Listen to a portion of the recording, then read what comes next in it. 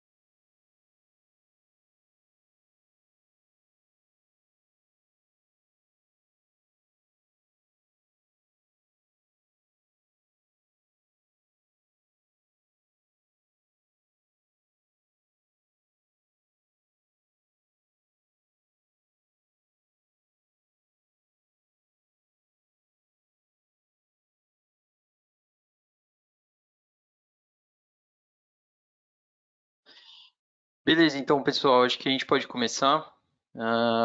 Vou ligar minha câmera aqui para vocês poderem me ver.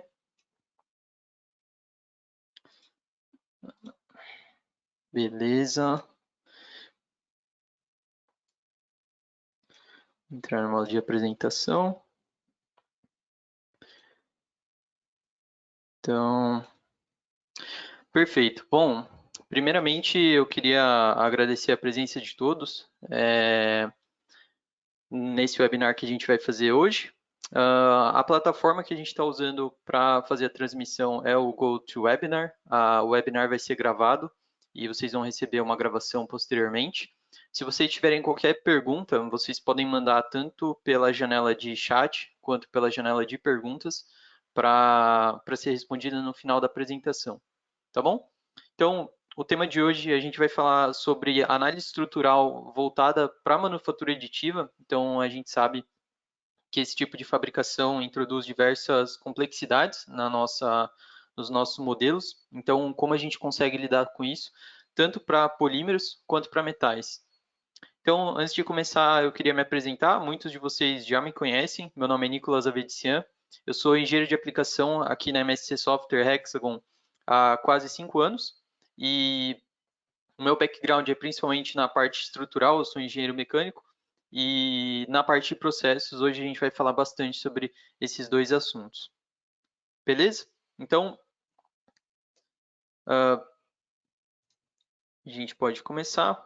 Então, antes de entrar na apresentação, né, a gente tem que responder uma pergunta bem simples, né? Por que a gente está falando desse assunto?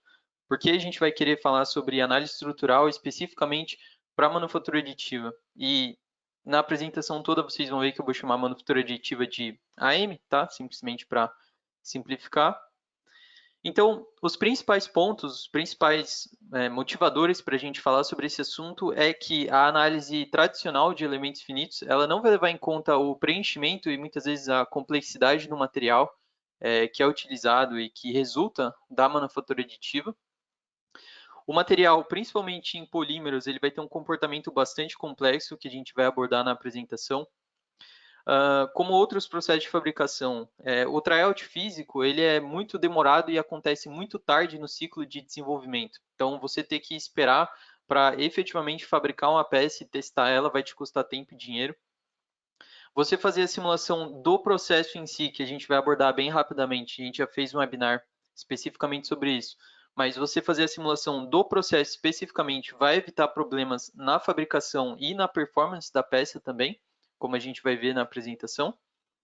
E o que a gente vai abordar bastante aqui é o encadeamento das análises. Então, você fazer uma análise de processos e depois fazer uma análise de performance, uma análise estrutural na sua peça. Isso vai te evitar desperdício de material e de tempo. Então, não tem como a gente ficar testando muitas variações fisicamente, porque isso vai custar tempo e dinheiro. Então, a gente faz isso de maneira virtual. E por conta disso, por não ter nenhum custo em você fazer uma simulação, você consegue testar muito mais configurações e testar inovações. Então, uma peça que a princípio estaria travada a geometria dela, e que você teria que dar um jeito de fabricar aquela peça, porque a geometria está congelada, fazendo simulação você consegue ter mais liberdade e talvez mudar um pouco a geometria, testar uma configuração de suporte um pouco diferente. Então você tem muito mais liberdade, acho que liberdade é a palavra-chave. Então todos esses pontos são os principais motivadores para a gente estar aqui hoje falando sobre esse tema tão interessante. Tá? Então a agenda para hoje a gente vai começar com uma breve introdução, vai falar um pouco da parte especificamente da simulação do processo de fabricação, tanto para polímeros quanto para metais.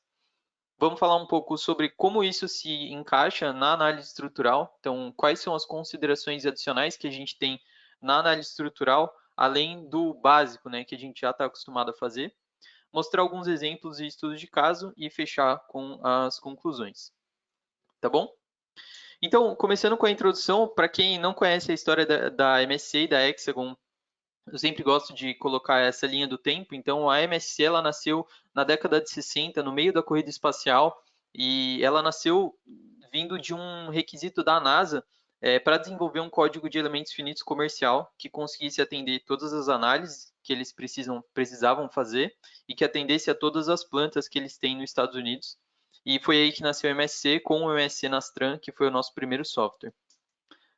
Depois disso, a gente cresceu muito com aquisições, então o Mark na parte não linear, o Patran como pré-processador, o Adams para análise de dinâmica multicorpus.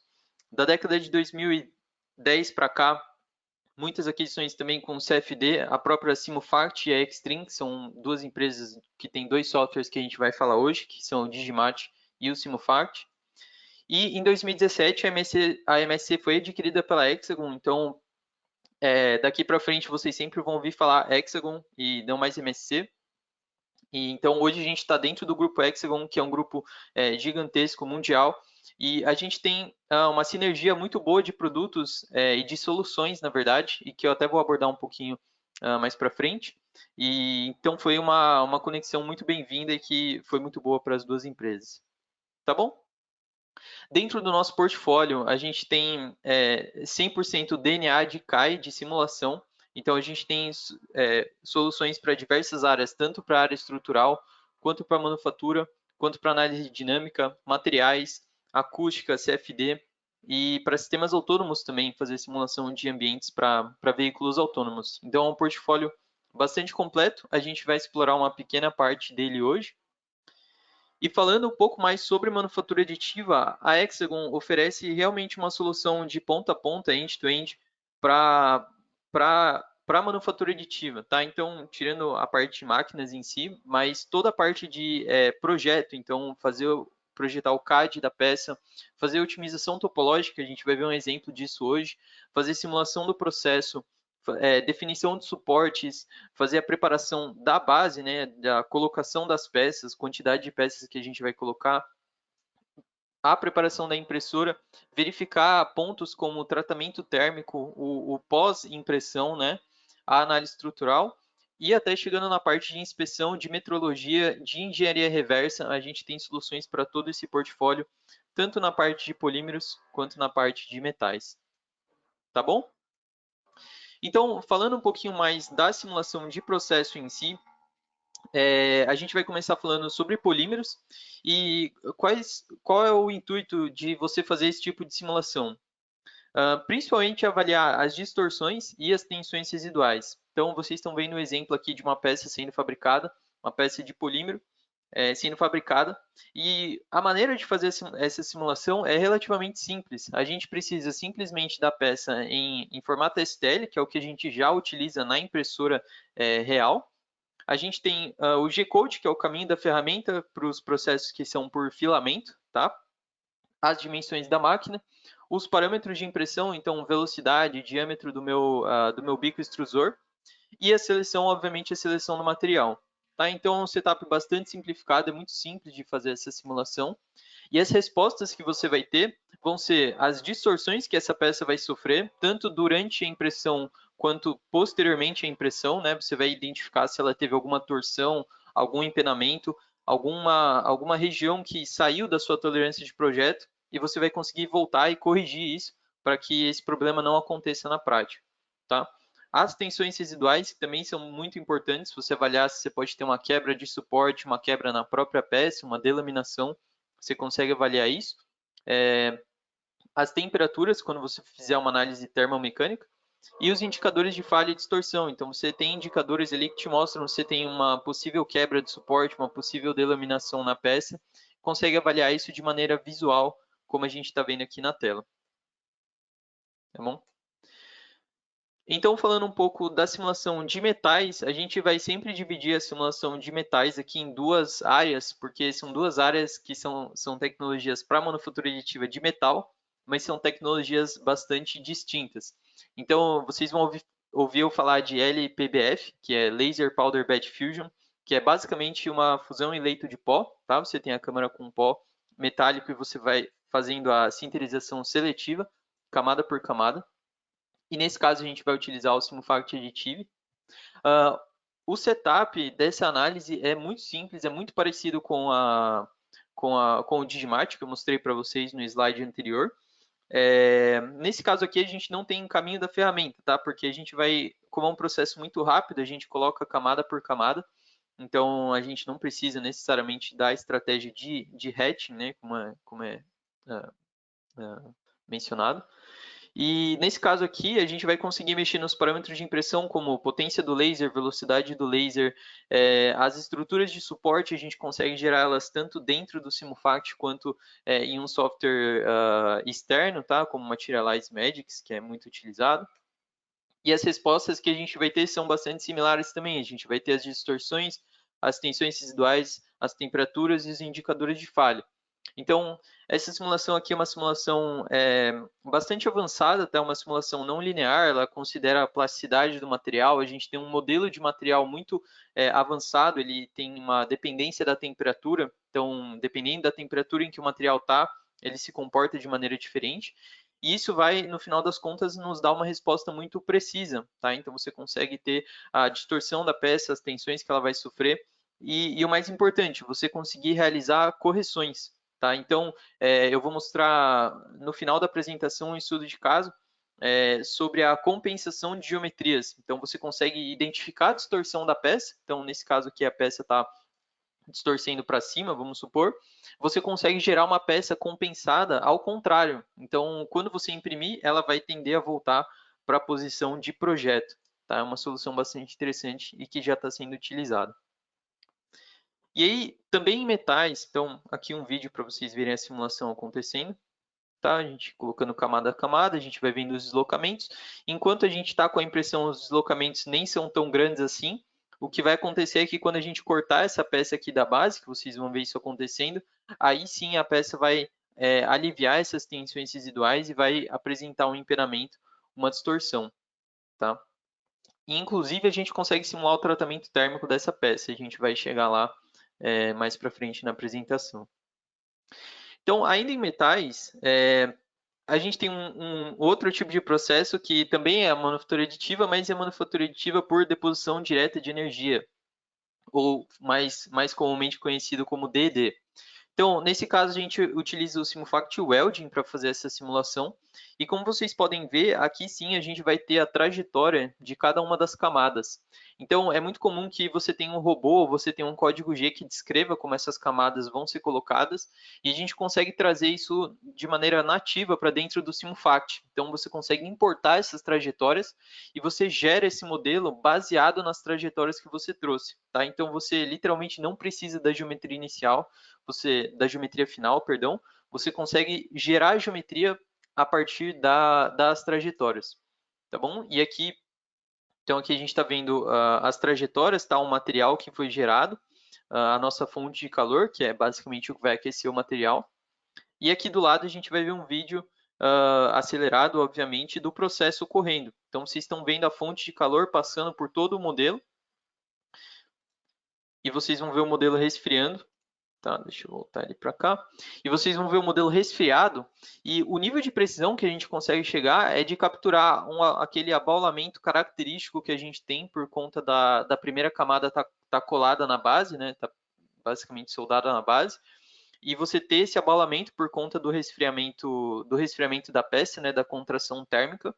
E nesse nível em que a gente está fazendo de colocar cada ponto dessa trajetória de maneira transiente, né, não colocando a camada de uma vez, a gente consegue identificar até as linhas de marca entre as camadas. Tá? Então, vocês estão vendo aqui, se a gente comparar isso aqui com uma simulação, com uma fabricação real, vocês vão ver que a semelhança, tanto das distorções quanto dessa rugosidade aqui, é extremamente próxima. Tá? Então, a ideia dessa simulação é chegar nesse nível de fidelidade. Tá bom? Então, esses três processos, a simulação de manufatura aditiva de polímero, de metais por laser em leito de pó e a de metais por DED, todas as simulações a gente consegue ter o histórico de distorções e o histórico de tensões, e agora a gente vai conseguir ver como que isso vai se comunicar, como que isso vai se integrar em uma análise estrutural. Tá? Então, fiquem com esses resultados de processo em mente e a gente vai ver isso, como isso se integra na análise estrutural. Tá bom? Então, mais uma vez, vamos começar falando da parte de polímeros. E tem bastante assunto para falar aqui na parte de polímeros, tem vários temas. E o primeiro tema é sobre, principalmente para os processos de filamento, então em que você tem a deposição do filamento. O fato desse processo acontecer com o filamento e os filamentos terem essa disposição aqui, como a gente está vendo nesse volume representativo, o que isso causa naturalmente é você ter a ortotropicidade do material, uma palavra difícil. E o que isso quer dizer? Isso quer dizer que na direção em que o filamento está sendo depositado, essa peça vai ter um comportamento. Na direção, no plano em que o filamento está e fora do plano, ele vai ter um outro comportamento. Porque o que acontece é que, basicamente, nessa direção aqui, quem governa o comportamento é o próprio material, tá? Você tem basicamente um material isotrópico nessa direção. E nas outras direções, quem vai governar o comportamento vai ser a adesão dessas camadas. Então, vocês conseguem ver que a gente fica com um vazio aqui. Então, o comportamento do material, se a gente fizer um teste de tração em cada uma dessas direções, a gente vai ver um comportamento bastante distinto nos dois. E como que vai ser esse comportamento? Basicamente, na direção 1, a gente vai ter a máxima resistência, porque a gente vai ter praticamente a resistência do material aqui, e o maior alongamento também, porque ele vai ter a maior resistência. E nas outras duas direções, o que a gente vai ver é uma quebra muito antes, porque quem está governando essa quebra não é mais o material em si, mas a adesão dessas camadas. Então, se você tiver uma adesão melhor, uma adesão pior, essas curvas aqui vão se alterar, e isso é uma coisa que a gente consegue considerar no nosso modelo de material. Tá? Vocês vão ouvir eu falar bastante sobre modelo de material, e é exatamente isso que a gente quer capturar. A manufatura aditiva não tem como você fazer uma consideração simplesmente isotrópica, igual a gente faz numa peça injetada ou igual a gente faz numa peça metálica, que é homogênea, que é isotrópica. Aqui na manufatura aditiva, a gente precisa considerar esse comportamento, porque a peça realmente é muito influenciada por isso. Tá? Então, isso aqui a gente está vendo do ponto de vista do volume representativo, né, na microestrutura do material. E a gente vai ver como isso se encaixa também na escala macro, né, no nível da peça. Então, no nível micro, é aquele comportamento que o material vai ter, mas no comportamento macro, a gente também precisa saber, elemento por elemento, qual é a orientação. Então, vocês viram que a gente tem uma orientação preferencial, mas numa peça real, como essa aqui que vocês estão vendo na tela, cada elemento, cada ponto da peça, ele vai ter uma orientação diferente, que é o meu caminho de ferramenta que está dizendo. Então, eu consigo fazer o mapeamento dessas orientações, dessa direção local de impressão que é dada pelo meu G-Code. Eu combino isso com um modelo não linear de material, que é o que eu mostrei para vocês no slide anterior. E eu ainda consigo acoplar dados como a tensão residual que eu calculei lá na minha simulação do processo. Lembra que a gente estava fazendo a simulação camada por camada? E também, quando eu não tenho o preenchimento de 100%, eu consigo mapear a porosidade. A porosidade seria simplesmente você falar aonde não tem material. Então, quando você tem um preenchimento de 20%, 30%, você avaliar o quanto que esse preenchimento vai influenciar. Tá? É um dos exemplos que a gente vai mostrar mais para frente na apresentação. E tudo isso combinado, a gente consegue gerar um modelo estrutural baseado em um modelo já de referência, então você não precisa desenvolver um modelo estrutural específico para essa simulação, você pode pegar um modelo estrutural que você já tenha pronto, um modelo sólido, tá? Isso é muito importante, tá? Você nunca vai modelar o preenchimento, você sempre vai considerar esse preenchimento através do Digimate, tá? Fazendo esse mapeamento. E fazendo isso, você tira o seu modelo estrutural acoplado, que a gente chama de acoplado, porque ele vai ter o modelo não linear de material e os dados de processo, e a gente consegue capturar as tendências de falha. Nesse exemplo aqui, a gente capturou a tendência de falha perfeitamente. Tá? Fazendo esse acoplamento, vocês já vão ver no próximo slide em detalhes como fazer isso. Fazendo esse acoplamento, a gente tem uma precisão extremamente maior nos resultados e muitas vezes necessária para a gente capturar o comportamento correto da nossa estrutura. Tá? Então, nesse vídeo aqui, a gente vai ver um pouco mais em detalhes como isso funciona. Então, primeiro passo é importar o modelo estrutural. Tá? É um modelo com cargas, com restrições. A gente vai selecionar a fabricação, como que ele vai ser fabricado. Então, nesse caso, é um processo de FDM. Nesse caso aqui, a gente vai buscar um material da própria base de dados. Tá? Então, a gente tem uma base de dados bem extensa de materiais de manufatura aditiva, de fabricantes conhecidos, como a Stratasys, por exemplo. Aqui a gente vai ver como que é a curva desse material, né, só para ter certeza. Isso é na direção principal, a gente já vai ver como ele se comporta nas outras duas direções. E a gente vai trazer esse material para o Digimate. Tá? Então, assim que a gente colocar esse material, as curvas já vão aparecer para a gente. E aqui a gente vai trazer as tensões residuais e a orientação da peça. Então, essas tensões residuais a gente simplesmente exporta da simulação da fabricação e o caminho da ferramenta a gente tira do nosso software fatiador. Então, a gente vai basicamente carregar esses dados. Aqui a gente consegue ver as tensões residuais, tá? Aqui a gente está vendo a tensão em Z, nessa direção principal. E agora a gente vai ver o caminho da ferramenta, tá? Então vocês conseguem ver que o preenchimento, internamente, ele está numa orientação de 45 graus, ó, se vocês prestarem atenção. Então a gente tem um preenchimento praticamente 100% aqui, e a orientação dele é 45 graus, né? Aqui no plano XY. Tá? Então a gente consegue verificar essa orientação. E o que o Digimate vai fazer? O Digimate vai pegar aquele modelo de material que tem um comportamento ortotrópico, que ele se comporta de uma maneira em cada direção. Ele vai combinar com esse dado do G-code, do caminho da ferramenta, e ele vai mapear isso para a minha peça. Então, aqui do lado esquerdo, eu estou vendo o meu novo modelo, o meu modelo acoplado, e eu estou vendo tanto as tensões residuais quanto a orientação. Tá? Então, isso aqui é um trabalho que seria inviável de fazer manualmente. Hein? Seria um trabalho praticamente infinito de você pegar ponto a ponto e definir qual a orientação no material baseado no G-code. Se você tivesse que mapear o G-code, você teria, mudar o G-code, você teria que fazer tudo de novo. Então, o Digimate realmente é uma ferramenta perfeita para fazer esse mapeamento. Tá? E tudo isso porque a gente quer mais precisão e a gente precisa ter velocidade na criação do modelo, tá? Então, feito isso, a gente pode gerar o nosso modelo, a gente consegue rodar de dentro do próprio Digimate e a gente vai ter a resposta. Então, nesse caso, era um modelo do Mark, a gente poderia estar trabalhando com o modelo do Nastran e de até outros solvers de elementos finitos, a gente consegue trabalhar no Digimate. E o que a gente está vendo aqui é exatamente, devido a essa carga aplicada na ponta, as restrições aqui na outra ponta, a gente vê as tensões e a gente vê a quebra bem na região onde a gente estava prevendo. Tá? Então, só mais um exemplo falando um pouco mais da importância de você considerar também o preenchimento parcial. Então, naquele exemplo que eu mostrei, o preenchimento era praticamente 100%, você tinha material na peça inteira. Mas em muitos casos, você não tem o preenchimento na peça inteira. Você faz a casca da peça com o preenchimento 100%, só que o interior dela, né, você faz a casca, só que o interior dela você coloca menos material, porque você não necessariamente quer gastar muito material e não ter tanto tempo de impressão.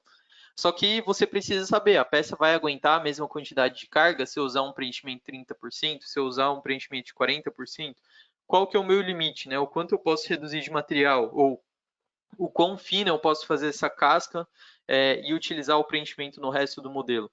Então, da mesma forma que a gente tinha um modelo para o preenchimento 100%, a gente pode criar um modelo para o preenchimento. Então, um modelo de triângulos, um modelo de zigue-zague, um modelo de colmeia. Qualquer modelo que você tiver, a gente consegue criar um modelo de material para ele e aplicar ele no nosso modelo, e mapear ele no nosso modelo.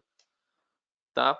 E o que isso vai ocasionar é que aqui a gente está vendo a simulação do Digimate em azul e os dados de teste em cinza. E vocês conseguem ver que as curvas estão casando praticamente perfeitamente. E o que a gente está vendo nessa curva aqui de cima é que se você considerasse simplesmente, ao invés de fazer a consideração dos materiais aqui, você fizesse simplesmente a hipótese de que a rigidez desse material aqui de preenchimento é 30%, então você ainda considera ele 100% preenchido, só que com 30% da rigidez, isso aqui está mostrando para a gente que você não consegue capturar a mesma tendência. Então você está superestimando a carga crítica dessa peça. Então, essa não é uma abordagem válida, ou você estaria correndo o risco de ter uma quebra inesperada na sua peça. Tá bom? Então, isso mostra a importância de você fazer esse mapeamento, de você considerar tanto o material elastoplástico, né? Vocês estão vendo aqui que a plasticidade domina essa curva, a gente não tem um comportamento elástico logo do começo. Então, é importante considerar a plasticidade, a ortotropia e o preenchimento do material, principalmente se você tiver os preenchimentos na manufatura de polímeros. Tá bom? Então, é uma ferramenta bastante simples de utilizar, mas que agrega muito valor, tá? Porque ele adiciona de maneiras bem simples todas as complexidades que a gente falou. Depois disso, a gente vai falar sobre a manufatura de metais e como isso vai se acoplar na análise estrutural. E para isso eu trouxe um exemplo, inclusive, de uma peça que sofreu otimização topológica. Então, a gente também já teve um webinar no passado sobre otimização topológica, sobre o Apex GD, e essa peça foi feita por lá. E aqui a gente está fazendo a fabricação dela, tá? É só uma demonstração, a malha aqui está bem grosseira, mas a gente basicamente está fazendo a fabricação dessa peça, o corte dela, e vocês conseguem ver que a gente tem essas regiões mais críticas aqui de deslocamento, quase 3 milímetros de deslocamento. E o que a gente quer fazer é mapear as tensões residuais que vão aparecer nessa peça aqui para um modelo estrutural. Então, o que a gente vai fazer aqui é basicamente utilizar um arquivo NV, um arquivo universal, e esse arquivo NV ele contém as tensões residuais, contém as distorções, e a gente vai criar um modelo de análise estrutural baseado nesse modelo da manufatura aditiva. Então, a próxima imagem aqui é exatamente o modelo estrutural que a gente vai fazer dessa peça. A gente está basicamente prendendo ela nesses 5 pontos aqui, tá? Nesses 5 pontos em verdes a peça está presa. E nessas duas geometrias aqui em vermelho, a gente está aplicando uma força vertical para cima, tá? Então a gente está basicamente simulando um teste de tração na peça, tá? E aí eu quero mostrar para vocês as diferenças de você considerar e não considerar a tensão residual nessa peça, tá? Então, primeiro caso, tempo igual a zero, o começo da análise. Primeiro caso aqui é você não ter a tensão residual. Então, a peça está zerada de tensão, não tem nenhuma tensão residual. O segundo caso é com a tensão residual, porém sem você fazer um tratamento térmico. Então, a gente sabe que para manufatura em leito de pó de metais, é muito comum você fazer o tratamento de alívio de tensões, tratamento térmico para alívio de tensões, tá? E a gente quer, inclusive, comparar os dois. Então, nesse caso aqui, ele está sem o tratamento térmico, vocês conseguem ver que as tensões são bastante altas. Essa é uma peça de titânio, tá? Então, não estranhe os valores altos, ela realmente tem uma resistência muito alta. E aqui a gente está vendo os resultados com a tensão residual, porém com a peça com um tratamento térmico feito. Então, vocês conseguem ver que o tratamento conseguiu aliviar praticamente todas as tensões residuais, ela está bastante próxima aqui, as tensões são bem baixas. Então, só isso aqui já mostra a importância de você realizar um tratamento térmico e ele pode te evitar problemas lá na frente. Tá? Então, tudo isso aqui é o estágio inicial da análise, tá? O incremento zero da minha análise, é como ela vai começar. E aí, feito isso, eu tenho os resultados da minha peça no final da análise. Então, depois de aplicar a carga, como é que essa peça tá? Como é que estão essas tensões nessa peça? Vocês reparem que eu sempre usei a mesma escala, tá? Então, tudo que a gente está olhando aqui está na mesma escala, para a gente poder fazer comparações justas, né? Digamos assim. E aqui na minha peça original, eu consigo ver as tensões que ela está girando. Na peça com a tensão residual, mas sem o tratamento térmico, vocês conseguem ver que a gente tem muito mais tensão em regiões diferentes. Então, a gente tem essa região aqui, aqui no meio as tensões estão mais altas. Vocês conseguem ver que a tensão residual está ocasionando um aumento de tensão, ou ela gera tensão onde você não teria, teoricamente, um modelo ideal, digamos assim. Tá? E o mesmo pode ser dito até para a peça com o tratamento térmico, tá? Apesar de o tratamento térmico ter aliviado boa parte das tensões, vocês ainda conseguem ver que a gente tem regiões como essa aqui, em que a gente não tinha tensões na peça inicialmente. Então, isso pode me afetar tanto na resistência estática da peça, quanto na vida em fadiga da peça, que a gente vai falar um pouquinho mais para frente também, quanto em outros requisitos, tá? Talvez uma análise dinâmica ou algum outro tipo de análise, isso pode afetar os meus resultados, tá bom? Então, esse foi um exemplo bem claro, né, de como a simulação de processo ela vai agregar valor, vai agregar precisão na sua análise e como são diferentes os resultados de cada uma dessas análises, tá bom? Além disso, nesse caso aqui, para quem conhece o Simufact, deve ter reparado que eu fiz a análise estrutural no próprio Simufact. Então, eu não parti para um software genérico de análise estrutural como o Mark, como o Nastran. Mas isso é possível de fazer também. Então, e também para outros processos. Então, eu mostrei para o processo de laser, mas se a gente quisesse fazer esse exemplo aqui, que eu vou mostrar um pouquinho mais na frente, que foi uma peça fabricada por DED, por deposição de energia, a gente consegue levar esses resultados para fora do Simufact também. Então aqui vocês estão vendo os resultados no MARC, são basicamente os mesmos resultados que a gente está vendo aqui, só que a gente levou esses resultados para o MARC. Tá? Então isso também é possível de fazer e eventualmente levando isso até para uma análise de fadiga, que é um dos exemplos que a gente vai mostrar aqui no final. Tá bom? Então, totalmente possível de fazer, tanto pelo Simufact quanto pelo MARC. Então, agora eu queria mostrar para vocês alguns estudos de caso, né, tanto na parte de polímeros quanto na parte de metais. Um exemplo de cada tecnologia, para ficar bem claro como que essa tecnologia pode ser aplicada. E o primeiro deles eu quero mostrar é um estudo bem simples de um gancho, tá? E a gente basicamente vai fazer análise estrutural com preenchimento. Então, a gente utilizou o Digimat para fazer o mapeamento das orientações. Então, isso que a gente está vendo aqui são as orientações. Basicamente, azul é alinhado com Y e vermelho é alinhado com X, tá? E verde é em 45 graus. Aqui do lado, a gente está vendo as propriedades do material. Então, vocês estão vendo que o material tem uma resistência maior na direção principal dele, tá? Isso aqui é o X do material, não o X da peça. E nas outras direções a gente tem a resistência bem menor, que era aquilo que a gente tinha discutido nos primeiros slides, certo? Além disso, nesse modelo de material aqui, eu tenho um indicador de falha, tá? Isso é muito interessante porque ele vai me dizer qual é a carga crítica da minha peça. Olhando o indicador de falha, eu posso estimar qual é a carga em que ela vai quebrar, que é o que a gente vai ver no próximo slide, tá? Então, a gente carregou o G-Code dessa peça, que ia ser usado na impressão, carregou o modelo de material, a gente gerou o modelo acoplado do MARC, esse aqui é um modelo do MARC, e nesse caso a gente não considerou a tensão residual da impressão, mas isso poderia ser feito sem problemas. Tá? Então, fazendo isso, com esses simples passos, a gente consegue ver os resultados lá no MARC. Então, você parte de um modelo estrutural padrão, e isso aqui eu quero deixar bem claro. O modelo estrutural que a gente usa aqui é um modelo preenchido, é um modelo sólido, tá? Então, a gente não modela o preenchimento. Quem vai fazer esse trabalho para a gente é o Digimat.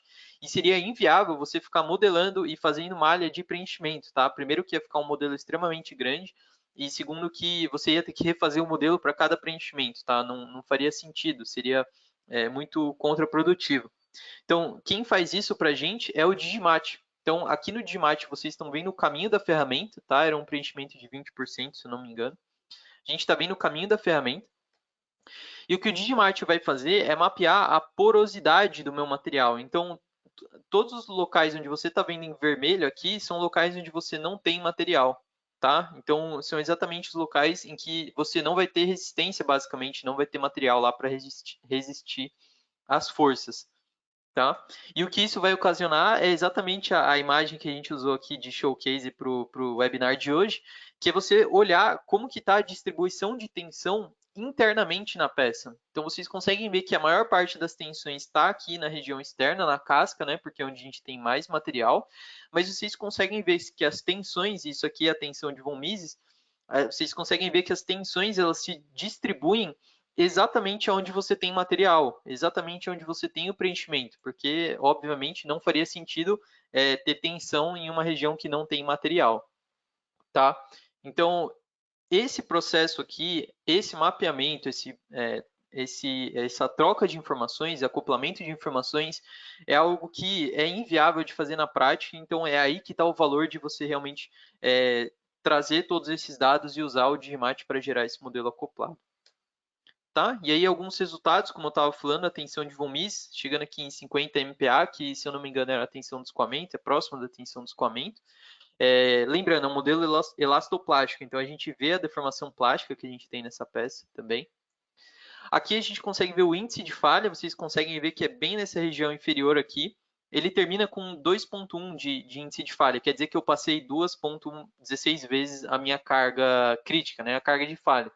Então, daí, da carga máxima que eu apliquei, eu consigo tirar a minha carga crítica. Nesse caso, esse gancho aqui, com esse preenchimento, aguentou 578 newtons. E aí, qual que é a ideia? Você fazer a mesma análise, só que testar preenchimentos diferentes, ou testar materiais diferentes, ou testar estratégias de preenchimento diferentes, e verificar como que isso afeta as suas tensões e a sua carga crítica. tá? De novo, a porosidade, que a gente já viu. Então, porosidade 1 quer dizer que não tem material. E como eu estava mencionando, é uma análise elastoplástica. Então, a gente também consegue tirar a curva de carga versus deslocamento e compará-la com um teste de laboratório, por exemplo. Tá? A gente consegue ver aqui bem o comportamento plástico, né, dessa peça. Beleza? Então, um outro exemplo, esse aqui eu já mostrei em um outro webinar, pode ser que alguns de vocês conheçam, mas é um exemplo de otimização e validação de uma biela, tá? Então, ela é uma peça que pode servir em qualquer máquina rotativa, né, que precisa transformar a rotação em translação, ou vice-versa. E o que a gente fez aqui foi a otimização dessa peça, então a otimização topológica, tá? No Apex GD. A gente fez a validação dela no Nastran, então aplicamos cargas estáticas, você pode aplicar a carga dinâmica, fazer uma análise não linear. Fizemos a simulação do processo, e depois que a gente fez a simulação do processo, a gente mapeou essas tensões residuais que o processo gera para o modelo do Nastran, e fez o cálculo de fadiga no KE-Fatigue. Então, eu quero mostrar um pouquinho mais de como ficaram esses resultados. Tá? Basicamente, aqui, a gente quer comparar dois modelos. O modelo sem a tensão residual, então, o modelo simplesmente com a carga tradicional que a gente utiliza, vamos dizer assim, e o modelo com a tensão residual. Então, o primeiro resultado que a gente está vendo aqui é a tensão média em megapascal. Tá? Aqui a gente não leva em conta os valores, tá? É só um modelo ilustrativo. Mas aqui a gente está vendo que as regiões críticas estão nessas regiões aqui da peça. E com a tensão residual, a gente vê tensão em muito mais regiões, tá? Por aqui, aqui nessa região, aqui nessa dobra, que são regiões em que a gente não via tensão na minha peça. E isso vai se traduzir, obviamente, no meu cálculo de fadiga. Então, eu tenho mais tensões, o meu mapa de fadiga, o meu mapa de dano, o meu mapa de vida vai ser diferente. Então, o que a gente está vendo aqui é o log do dano, a gente vê em escala log simplesmente para ficar uma visualização melhor, tá? Porque a diferença é bem grande. E o que a gente está vendo aqui, primeiro, no modelo sem a tensão residual, essas regiões aqui são as regiões críticas. E no modelo com a tensão residual, a gente tem muito mais regiões críticas e a gente tem inclusive um dano máximo maior, tá? E isso vai se traduzir na vida da minha peça, que é o que a gente vai ver logo em seguida. Então, nesse exemplo aqui, para minha peça original, digamos assim, sem a tensão residual, original não, né? Que original era antes da otimização, mas a peça otimizada, só que sem a tensão residual do processo, eu tive uma vida mínima de aproximadamente 20 mil repetições, tá? Então, 20 mil ciclos de trabalho que a gente tenha considerado. E a gente está vendo aqui as regiões críticas, região de mínima vida, que são exatamente nesse canto aqui, nesses dois cantos e na parte de baixo da peça. Tá? Só para ilustrar, a peça estava presa aqui na parte de baixo e uma força aplicada aqui na região superior, uma pressão, na verdade, aplicada na região superior. E da mesma forma, a gente consegue ver a vida, porém, considerando aqui, está errado, com a tensão residual, nesse modelo, e vocês conseguem ver a distribuição que ela ainda assim captura a regiões próximas, tá? de mínima vida, só que muitas outras regiões também que podem se tornar regiões problemáticas, e nesse caso aqui a vida é muito menor também, a gente está calculando uma vida de 7.200 repetições para esse modelo com a tensão residual, para um modelo sem a tensão residual. Tá? Então, novamente, nessa peça, um modelo ilustrativo, a gente não fez o alívio de tensões como a gente tinha feito naquele outro modelo, mas ele te dá uma visão, são só valores ilustrativos, mas para dar uma visão de quanto o acoplamento da simulação do processo pode alterar os seus resultados e para a gente estar ciente em relação a isso. Tá? E o último exemplo aqui para fabricação por DD, então eu inclusive usei um método, a gente inclusive utilizou um método mais simplificado, que é de colocar camada por camada, simplesmente porque é um exemplo, tá? Mas a gente poderia fazer a análise transiente, como a gente tinha mostrado anteriormente. E o que a gente está vendo aqui são os deslocamentos da peça. Então, vocês conseguem ver que ele dá uma embarrigada aqui em uma determinada região. E tão importante quanto fazer a simulação do processo é você considerar o corte da peça da base. Tá? Então, nesse caso, ó, prestem bastante atenção nessa forma de deslocamento que ele tem. Ele está embarrigado aqui e aqui. E assim que a gente remover ele da base, então a gente tirar essa base e soltar essa peça, vocês podem ver que os deslocamentos eles basicamente mudam, né? E a peça ela torce. Então vocês estão vendo aqui a peça torcendo, né? Vindo aqui para baixo e aqui nessa região também. Então é muito importante a gente conseguir capturar isso, porque é basicamente o que vai acontecer com a minha peça logo depois que eu cortar ela da minha base. Então, às vezes eu posso fazer uma simulação aqui e parece que os deslocamentos estão ok, mas ela está cheia de tensões internas, né, tensões elásticas internas, que assim que eu cortar, ela vai empenar, ela vai torcer, ela vai é, mudar a forma dela. Tá? Então, a gente consegue capturar isso na simulação também. E a mesma coisa para as tensões. Então, se a gente olhar para as tensões no final da análise, vocês conseguem ver que a gente tem uma tensão bastante grande aqui na parte inferior, que é exatamente onde ela está presa na base, né, onde ela tem mais tensão residual. E a gente consegue ver as tensões depois de remover ela da base, tá? Então, vocês conseguem ver que a gente ainda tem um gradiente de tensões aqui similar, mas onde era a base, basicamente as tensões aliviaram, tá? E é daí que ocorre a distorção também. Então, isso é extremamente importante você conseguir avaliar antes de fazer a fabricação, porque imagina você gastar todo o material, tempo, recursos para fazer a fabricação e só no final descobrir que você vai ter um problema. Então, fazendo a simulação, você consegue evitar tudo isso, tá? E aí a gente pode partir para a simulação estrutural. Nesse caso aqui, a gente utilizou o Mark. E nesse caso, a gente fez um modelo bem simples, tá? Basicamente, a peça está presa em todas essas regiões e a gente aplica uma aceleração nela, tá? De 5G, 10G, qualquer. A carga é só um exemplo mesmo. E aqui a gente consegue ver os resultados da tensão no tempo igual a zero, né? No início da minha análise e as tensões no final da minha análise, depois que eu realizei a aplicação das cargas. Então, vocês conseguem ver que a gente tem a mudança na distribuição das tensões e mostra o quão significativo pode ser você considerar as tensões residuais na sua peça. Tá? Mesmo comentário, a gente poderia também fazer análise com o tratamento térmico, né, com alívio de tensões, mas aqui só para ilustrar, ficar bem claro para vocês os efeitos de fazer essa consideração. Tá bom? Então, para fechar tudo isso que eu falei, eu queria mostrar um dos estudos de caso mais interessantes que a gente lançou esse ano. Ele tá no nosso site, se alguém tiver curiosidade de conhecer um pouco mais, é, fiquem à vontade para pedir para a gente, que a gente envia para vocês o artigo completo. Mas, basicamente, foi um estudo feito, onde foi feita a otimização topológica de uma manga de eixo desse carro de fórmula, de uma equipe lá da Inglaterra, da Universidade de Paderborn.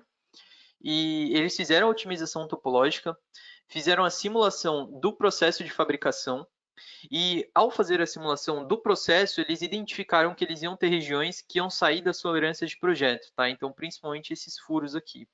Então, o que eles fizeram foi gerar a peça compensada, tá? Então, eles basicamente multiplicam essas distorções aqui por -1, eles geram a peça não espelhada, mas compensada ao contrário. E aí, quando fizeram a impressão, aí sim vocês tiveram a peça dentro das tolerâncias de projeto, tá? E depois disso, o que foi mais interessante desse caso aqui é que a peça realmente foi impressa, então vocês estão vendo imagens da peça real montada no subconjunto. E aqui o acabamento superficial, né, a gente consegue ver bem. E o mais interessante foi que a gente também fez a parte de metrologia. Então a gente fez a inspeção dessa peça, tanto por scanner óptico, quanto por tomografia computadorizada, que é uma solução bastante interessante em que você basicamente tira um raio-x da peça e em que você consegue observar porosidades internas, defeitos internos nas peças fabricadas, tá? Então, a gente tem uma solução especificamente, é o Volume Graphics, que é um software especificamente voltado para fazer essa análise de tomografia computadorizada, tá? Então, um estudo de caso bem completo aí, partindo desde a otimização até a simulação da fabricação, até a fabricação e até a inspeção em metrologia, tá? Então, esse é o estudo de caso que eu acho que resume bem, né? Eu também esqueci de mencionar as cargas que essa peça sofre foram tiradas do Adams e ela também foi validada no Nastran. Então, realmente o conjunto completo aí de soluções que a gente tem para esse tipo de fluxo de trabalho. Beleza? Então, o que eu queria que vocês levassem da apresentação hoje é que a Hexagon ela tem um portfólio completo para todo o ciclo de desenvolvimento da manufatura aditiva, desde o projeto até a otimização topológica, até a validação estrutural, simulação de processo, inspeção, metrologia, engenharia reversa. A gente tem soluções para tudo isso e está prontos para atender esse mercado. Você consegue encadear a simulação de processo de manufatura aditiva com as análises estruturais, que foi o foco da apresentação de hoje, e tanto para polímeros quanto para metais. A integração entre os softwares é simples e direta, tá? Como eu mostrei para vocês, não adianta nada falar que é possível, mas na prática não tem como, é muito difícil. Então, vocês viram no Digimat como é simples de fazer essa integração, por exemplo, e no Simufact também. E utilizando esse fluxo de trabalho, a gente vai ter muito mais precisão nos resultados estruturais, tá? A gente considerar todos os dados, todas as complexidades, né, advindas da manufatura aditiva na análise estrutural, isso vai trazer muito mais precisão para a gente. E um detalhe a mais, né, é que essa abordagem ela vai ser especialmente importante para peças que passaram por otimização topológica, né, que são peças que realmente precisam de um cuidado a mais, de não ter tensões residuais, de ter o material de forma correta, de ter todas aquelas complexidades consideradas na análise. Tá? Então, o que eu tinha para apresentar hoje era isso. Então, queria agradecer muito a presença de todos. Acho que a gente vai ter 10 minutos aí ainda para responder as dúvidas que surgirem. Então, muito obrigado pela presença. Se tiverem qualquer dúvida, por favor, podem ir mandando aqui pelo chat, que eu vou começar a olhar. E se não tiverem, fiquem à vontade. Agradeço a presença de todos. Bom, já deixa eu ver a primeira pergunta que a gente tem aqui. Parabéns pela apresentação. Que propriedades de materiais são necessárias para se determinar as tensões residuais e o alívio por tratamento térmico, densidade, condutividade, expansão térmica, módulo de elasticidade, etc. Perfeito. Ótima pergunta. Eu não consigo ver de quem foi, mas ótima pergunta. O que a gente precisa do ponto de vista de polímeros é basicamente o comportamento elastoplástico dele, tá? Então, que é o que a gente vai fazer a combinação. E para metais, a gente precisa de mais informação, porque a simulação de metais é uma simulação termomecânica. Então, você precisa tanto dos dados térmicos quanto dos dados mecânicos. O que a gente costuma fazer é que o Simufact já vem com uma base relativamente extensa de materiais, então você já tem os dados de materiais lá, e o que você pode fazer é basicamente adequar esses dados que você já tem na base de dados e basicamente escalonar eles para algum tipo de algum material com uma resistência um pouco maior ou um pouco menor, dado que seja o mesmo tipo de material, né? Então a gente tem um titânio na nossa base de dados. Se você tem um titânio um pouquinho diferente, você consegue escalonar as curvas dele, talvez alterar alguns dados. Mas basicamente você precisaria de dados de mecânicos, elasticidade, tensão de escoamento, tensão de resistência para várias temperaturas e a parte térmica, tá? Então, coeficiente de condutibilidade, condução de calor, tudo isso você precisaria, tá? E se você quiser ver em detalhes, a gente consegue marcar para te mostrar exatamente os modelos de material que a gente usa, tá? Então,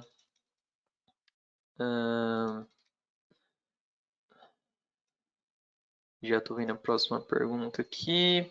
A gente gravou esse webinar, sim. Vocês vão receber a gravação e quem não pôde participar também vai receber a gravação.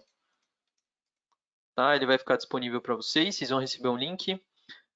Com relação ao comportamento material polimérico, é possível criar um material com valores experimentais? Com certeza, com certeza. Inclusive, o exemplo que a gente fez aqui era de um PLA, e os valores do PLA que a gente tinha eram um pouco diferentes do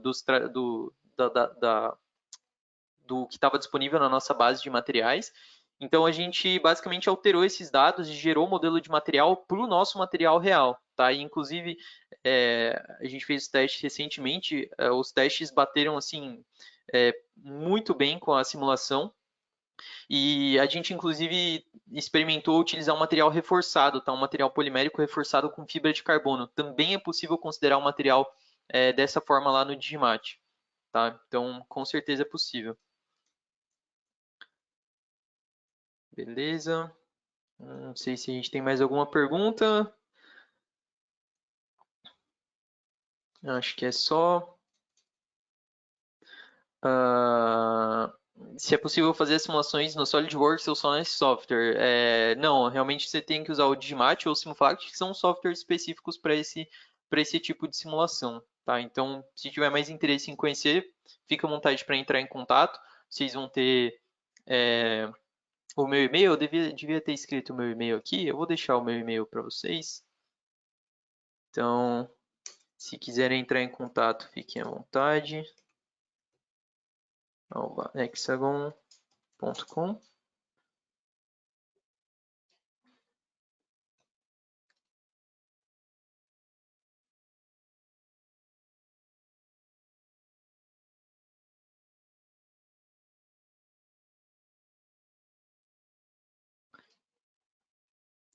Beleza? Acho que por enquanto é só.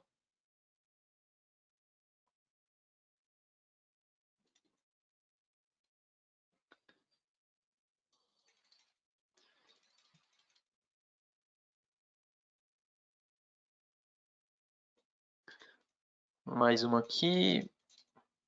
Eu consigo atualizar valores de tensão admissíveis para os materiais no Simulfact, uma vez que conjuntos de parâmetros diferentes dão resultados diferentes de tensões admissíveis.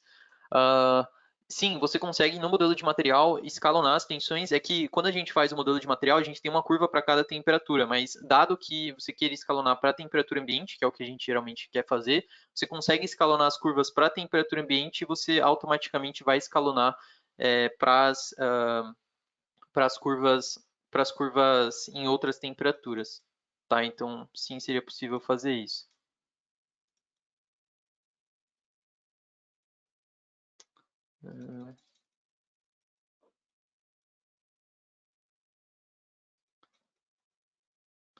Beleza. Bom, acho que podemos encerrar então. Eu agradeço bastante a presença de todos. Se tiver qualquer pergunta que por acaso eu deixei passar aqui ou vocês ainda não deu tempo de enviar, fiquem à vontade para entrar em contato pelo e-mail. E a gente permanece à disposição. Agradeço mais uma vez a presença e espero que tenham gostado do webinar. Obrigado a todos e um bom dia. Tchau, tchau.